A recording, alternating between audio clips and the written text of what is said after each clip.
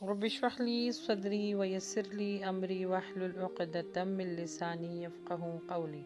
السلام علیکم ورحمۃ اللہ وبرکاتہ۔ آج کی نیکی میں ہم بات کریں گے آخرت کی فکر کی۔ رمضان المبارک میں اگر جو شخص اپنی آخرت کی فکر کی تیاری کرے اور اس کے بارے میں سوچے، اللہ سبحانہ و تعالیٰ کی نظر میں یہ بھی ایک بہت بڑی نیکی ہے، کیونکہ آخرت ہماری ساری زندگی کا نچوڑ ہوگی۔ جس نے دنیا کو مسافر کی طرح گزارا، اس کی آخرت میں کامیابی ہوگی۔ سورہ اعلیٰ میں اللہ سبحانہ و تعالیٰ فرماتے ہیں بل تؤثرون الحیات الدنیا والآخرۃ خیر وابقی، بلکہ تم جتنی دنیا کو ترجیح دیتے ہو اور آخرت بہتر اور باقی رہنے والی ہے۔ یہ دنیا مختصر ہے اور ہمیشہ رہنے والا گھر آخرت کا ہے۔ وہ لوگ بہت کامیاب ہیں جنہوں نے دنیا میں رہ کر آخرت کو سنوار لیا۔ یاد رکھیں، قرآن مجید اور حدیث میں جہاں بھی دنیا اور دنیا دار کی مذمت آئی ہے، وہاں دنیا سے مراد اللہ کی یاد سے غفلت برتنا ہے، اور دنیا دار سے مراد وہ شخص ہے جو اللہ سبحانہ و تعالیٰ اور رسول مقبول صلی اللہ علیہ وآلہ وسلم کو فراموش کر کے حلال اور حرام کی تمیز کیے بغیر دنیا کمانے میں لگا ہوا ہے۔ آج ہر شخص اپنے اعمال کا جائزہ لے کہ اللہ سبحانہ و تعالیٰ نے جو زندگی دی ہے، اس میں اس نے آخرت کے لیے کیا کیا؟ کسی بیوہ کی مدد کی، کسی یتیم کے سر پہ ہاتھ رکھا، مسجد کے لیے کچھ دیا، مدرسے میں کچھ تعاون کیا، یا علم کو کتنا سیکھا، کتنا عمل کیا اور کتنا لوگوں تک پہنچایا جو ہم پہ فرض ہے۔ اگر آج ہماری آنکھ بند ہو جائے تو سوچیں ہمارا کیا ہوگا جب موت کا فرشتہ آئے گا؟ تو کیا اس سے یہ کہیں گے کہ مجھے 5 منٹ دے دو، جو مال میں نے جمع کیا ہے وہ میں غریبوں میں تقسیم کر دوں؟ یاد رکھیں، اس وقت صرف خسارہ ہی خسارہ ہوگا۔ وہ مال بھی آپ کے کام نہیں آئے گا جو آپ نے زندگی بھر جمع کیا ہوگا۔ کتنی عجیب بات ہے کہ انسان ساری زندگی مال کو جمع کرنے کے لیے سب کچھ لٹا دیتا ہے، اور آخرت میں یہ مال اس کا نہیں ہوتا۔ یہ کہہ دیا جاتا ہے کہ یہ ورثہ کی امانت ہے۔ اس کے ہاتھ جو کچھ آتا ہے وہ صرف اس کا کوئی عمل یا کوئی علم ایسا کہ اس نے اپنے لیے صدقہ جاریہ بنایا ہو، یا کوئی نیک اور صالح اولاد اپنے پیچھے چھوڑ کے گیا ہو، یہی اس کے لیے آخرت کی نجات کا ذریعہ ہوگا۔ اللہ سبحانہ و تعالیٰ سورہ منافقون میں فرما رہے ہیں کہ اور ہرگز اللہ کسی جان کو مہلت نہیں دے گا جب اس کا وعدہ پورا ہو جائے گا، یعنی اس کی موت آ جائے گی۔ آج اپنی زندگی میں ہے، اپنے ہاتھ سے اللہ کی راہ میں خرچ کیجیے اور آخرت کے لیے جمع کیجیے۔ ہمارا سب سے بڑا مسئلہ یہ ہے، یا یوں کہہ لیجیے کہ شیطان کے دھوکے میں ہم آ جاتے ہیں، جس کی وجہ سے انسان اپنی حقیقت کو بھلا دیتا ہے۔ لمبی لمبی پلاننگ کرتا ہے، وہ سمجھتا ہے کہ میں یہاں پر ساری عمر رہوں گا، اور یہ سمجھتا ہے کہ آخرت میں اللہ سبحانہ تعالیٰ مجھے معاف کر دیں گے۔ ہر جاندار چیز نے موت کا مزہ چکھنا ہے، بس اپنی آخرت کی فکر کرتے ہوئے اس دنیا کو بھی سنوارنا ہے اور آخرت کو بھی سنوارنا ہے۔ اگر انسان کا آخرت پر ایمان پختہ ہو جائے اور وہ یقین کر لے کہ ایک دن مجھ کو اپنے رب کے سامنے حاضر ہونا ہے اور اپنی تمام اعمال کا حساب دینا ہے، تو یقیناً اس کے اعمال درست ہونا شروع ہو جائیں۔ کیونکہ جب انسان کو کسی سے ملاقات کرنی ہوتی ہے نا، تو اس کی بہت اچھی تیاری کرتا ہے۔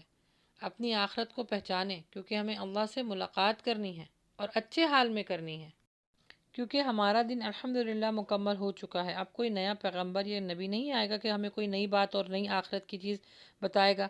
اللہ کے نبی صلی اللہ علیہ وسلم ہم کو سب کچھ آگاہ کر کے جا چکے ہیں۔ اب یہ ہماری غفلت ہے کہ ہم اس پر نظر ثانی نہ کریں اور اپنی دنیا بھی برباد کریں اور آخرت بھی برباد کریں۔ اللہ سبحانہ و تعالیٰ سورہ عنکبوت میں فرماتے ہیں، اور یہ دنیا کی زندگی کھیل کود کے سوا کچھ نہیں، اور بے شک آخرت کا گھر ہے، ضرور وہی سچی زندگی ہے۔ کیا ہی اچھا ہوتا کہ اگر تم جان لیتے۔ اس آیت مبارک میں اللہ سبحانہ و تعالیٰ نے چند روز دنیاوی زندگی کو کھیل کود سے تشبیہ دیتے ہوئے یہ خبر دی ہے کہ جس طرح انسان اپنی زندگی کے قیمتی لمحات کو اکثر کھیل کود میں یا مختلف کاموں میں بسر کر کے ضائع کر دیتا ہے، اور اسے اپنے ضائع کیے ہوئے لمحات کی فکر نہیں ہوتی، اسی طرح وہ اپنی عمر کو ضائع کر بیٹھتا ہے اور اسے اس کی بالکل فکر نہیں ہوتی۔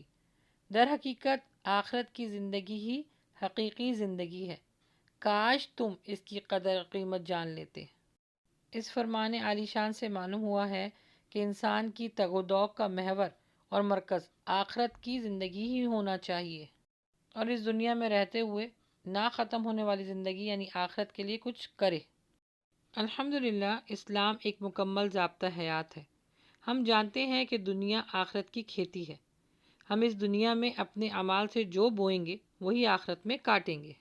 اگر ہم نے اس مختصر زندگی میں اپنے انمول وقت کی قدر کرتے ہوئے اسے نیکی کے کاموں میں لگایا تو قیامت میں اس کا پھل کامیابی اور جنت کی صورت میں ملے گا، اور کہا جائے گا خوب لطیف انداز سے کھاؤ پیو ان اعمالوں کے بدلے جو تم گزشتہ ایام میں آگے بھیج چکے تھے۔ یہ قرآن پاک میں اللہ سبحانہ و تعالیٰ فرما رہے ہیں۔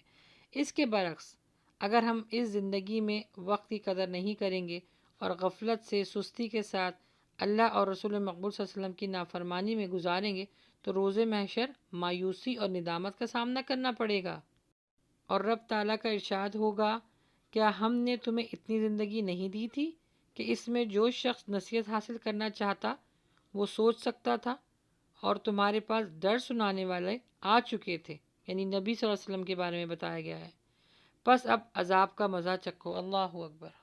سورہ روم میں اللہ سبحانہ و تعالیٰ فرماتے ہیں، جانتے ہیں آنکھوں کے سامنے کی دنیاوی زندگی اور وہ آخرت سے پورے بے خبر ہیں۔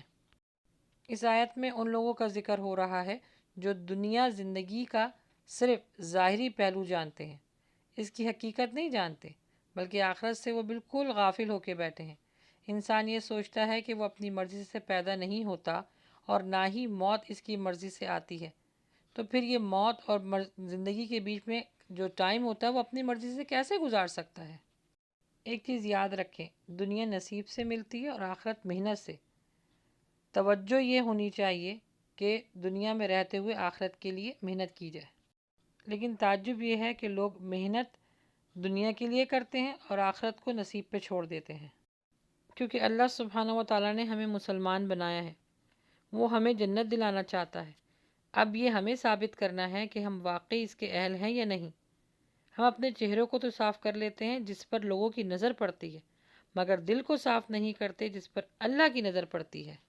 بس اس چیز کو یاد رکھیں کہ انسان کو ایک دن مرنا ہے، پھر اس سے اپنے رب کے پاس حساب و کتاب کے لیے پیش ہونا ہے۔ یہ دنیا عمل کی جگہ ہے اور آخرت سزا اور جزا کی۔ بس اللہ سبحانہ و تعالیٰ ہمارے اندر آخرت کی فکر ڈال دے اور دنیا کو مسافر کی طرح گزارنا سکھا دے۔ آمین۔